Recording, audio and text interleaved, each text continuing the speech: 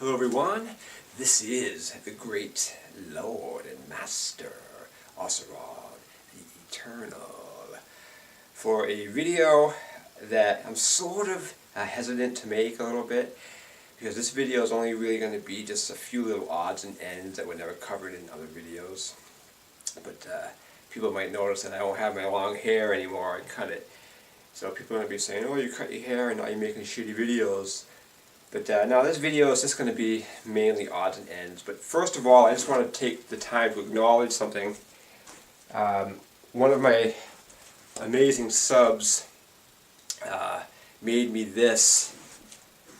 You see this thing? This is a pyramid. It's made out of organite. You can go online and see what organite is and what it's supposed to do and stuff.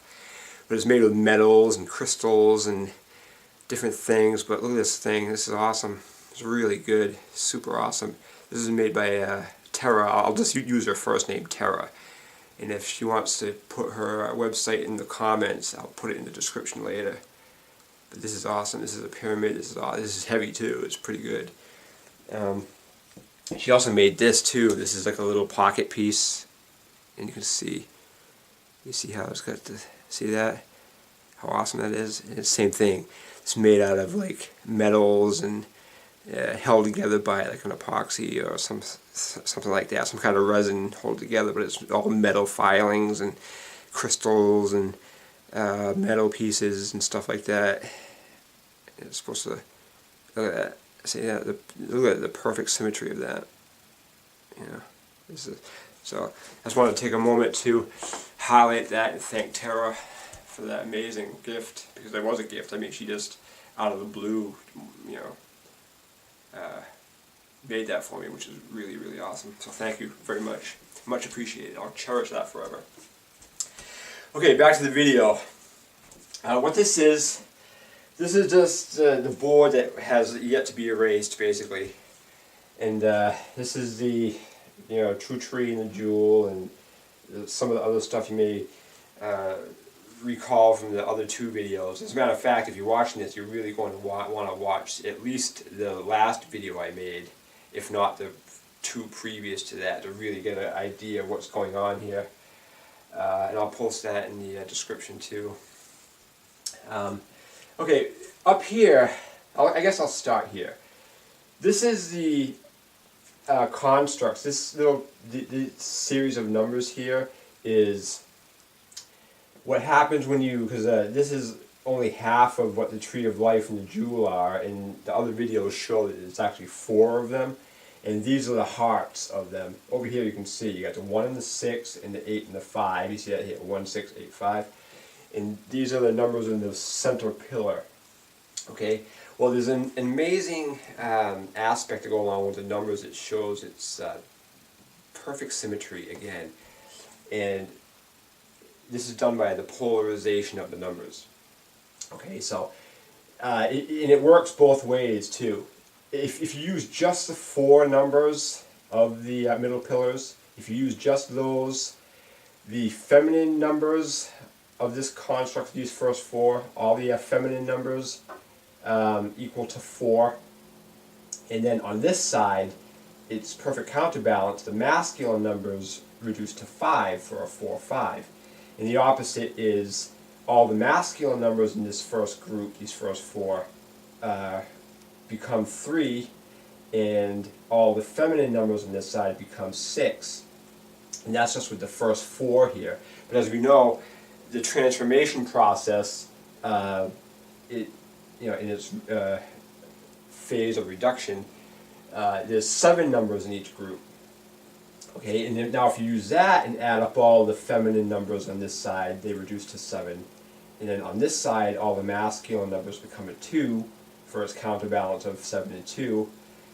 And over here, and again using all the numbers, all the masculine numbers on this side become a 5, and all the feminine numbers on this side become a 4 for a 5-4. So it's crossing polarity. It's a perfect symmetry of the reduction of 9, the split of 9, and it's crossing polarity on both sides. I thought that was really interesting, and I wanted to highlight that. And also over here too, it's the same thing. This grid is this little grid here is what the tree forms are with all of their numbers. Remember, the other side has been erased, so I could fit this, and I'll explain what this is after. But the other side has been erased, so there's really 4 of them, and this is what this grid is, just showing the numbers. But when it's reduced, when you reduce them, it gives you this little grid. And if you notice, if you recall, I should say, when you, I just got to figure out which one is which offhand. Yeah, okay, I believe this one is just using the numbers pre-reduction. I think it is, but it's one of these. One of these is all the numbers pre-reduction, and the other one is all the numbers shown, except the 9s here, but all the numbers, the pre-reduction and reduction. I kind of forget which one is which, you know, it's been a while. But over here, what happens is, these numbers reduce to an 8, or 1 in an 8 presentation, okay? And this does this over here too, like, and it's polarized again. All the feminine numbers become 1, all the masculine become 8 for this quadrant. And the same thing up here in this corner, all the feminine become a 1 and all the masculine become an 8, which is the same polarity. But these cross angular ones, they cross polarity. And all the feminine become a 2, and all the masculine become a 7. And the same thing with up here, all the feminine become a 2, and all the masculine become a 7. Well, when you stack that in this grid form, it does something pretty interesting. Is now it makes the conduit of polarity the same. So so the columns now, like this column, all the feminines reduce to a 3. And all the masculines of the same column become a 6 for a 3-6, and the same thing here, obviously, because it's the same. All the feminine become a 3, and all the masculine become a 6.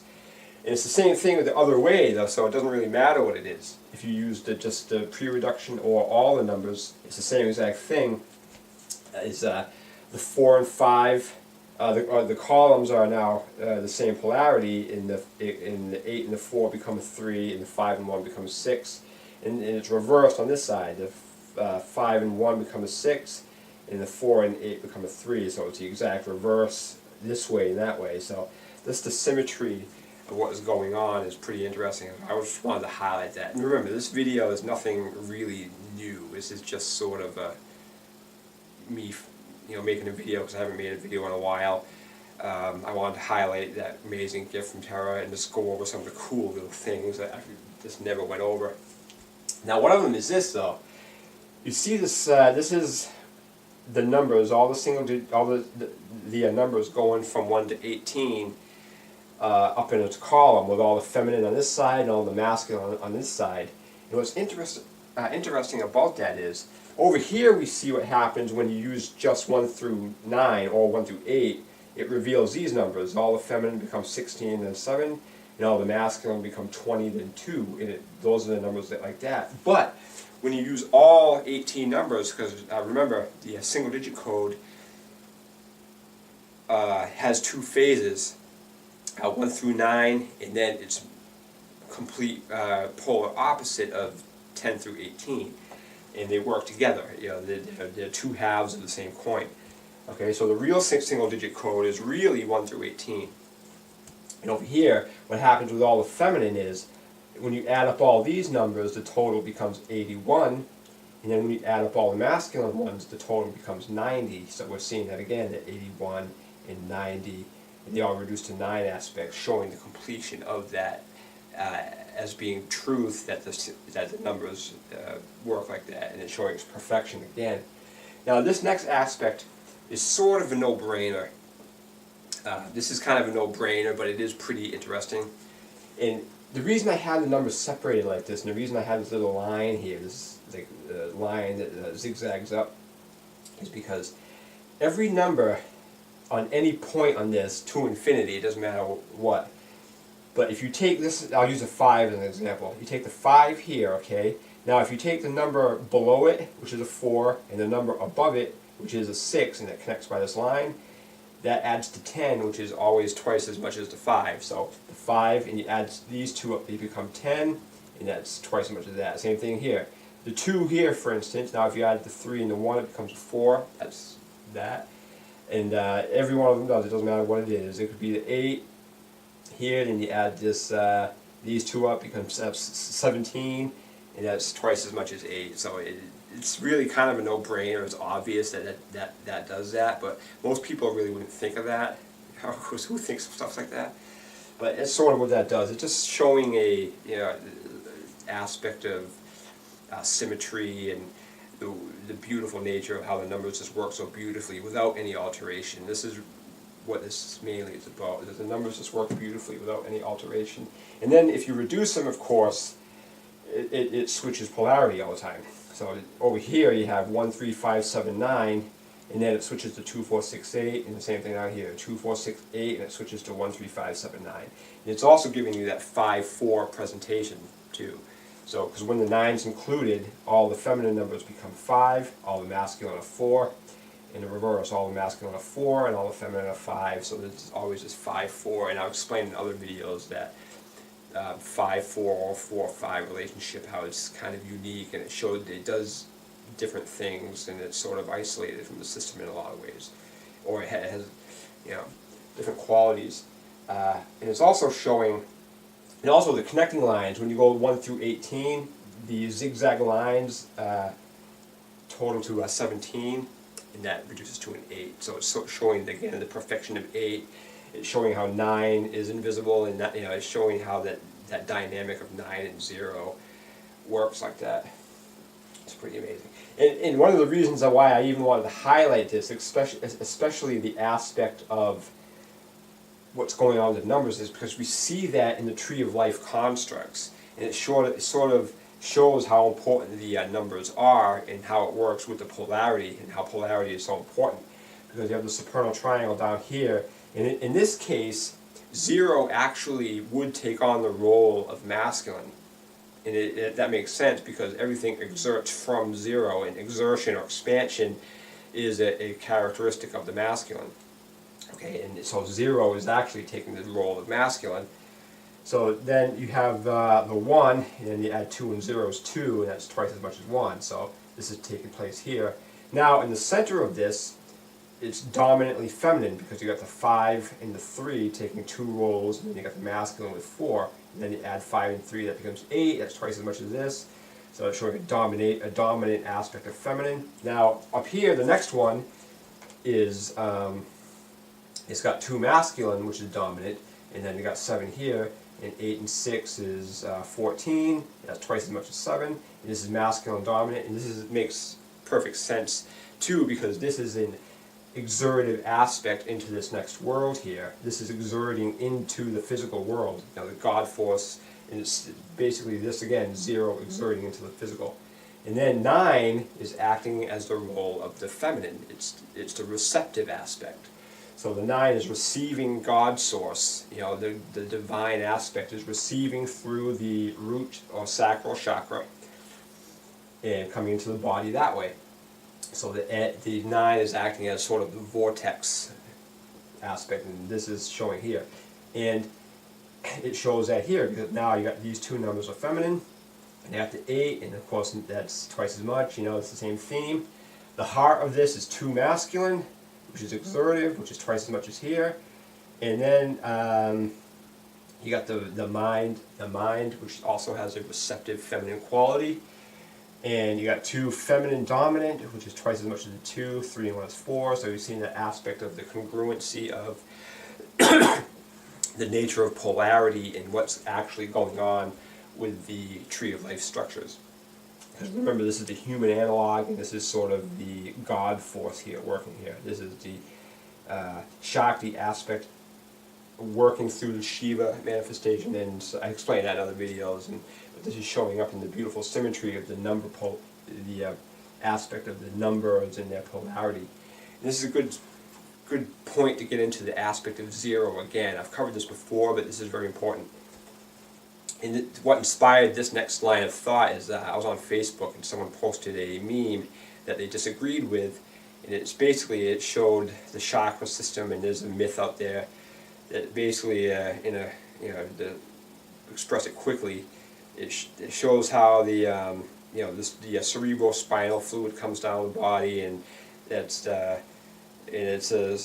supposed to be an analogy of the Jesus myth, but And this is going on here, and it shows it here too, because 0, and then, but then someone made a comment after that, says, oh, science doesn't, science never can't find anything like that. But the aspect of 0 is science never will, and that's what that means. There's going to always be an aspect of being that is 0 to us that can't be explained, and that's what Kundalini is. And that's why they can never find Kundalini or Chi, because science or academia is looking for a particle.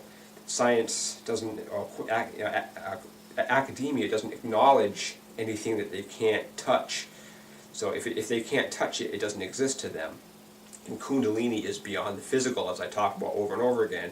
But we see it within, its first entry is into the blood, or the fluids of the body, and that first initial aspect is the cerebrospinal fluid. And the cerebrospinal fluid eventually dumps into the bloodstream. So it's first, the spirit, you could say, enters the cerebrospinal fluid, and then that works hand in hand with aspects of the brain and the pineal gland and all this stuff, and it's circulatory, and then it dumps into the bloodstream, and then the bloodstream is the chariot for the spirit, as they say. But you're never going to find it because there's no particle called Kundalini. As a matter of fact, you could argue that the entire universe, the entire realm of duality, is the machination of Kundalini in its expression of electricity. So basically it's a case of science. They can't see the forest for the trees because they're looking for particles, but all of the particles are this machination of a greater spiritual aspect, this pre-physical aspect of the divine force of Kundalini, which is the feminine aspect of it, which I've gotten into a million times, but this is what 0 means. And we see this in the number system. The beauty of this is we see this in the single-digit number system. It perpetuates to infinity with a continual aspect of flowing through 0 through 9 over and over and over again. That 0 is always accounted for. It has to be accounted for, but because it's 0, it's never going to be tangible. Because as soon as it becomes tangible, it becomes a 1.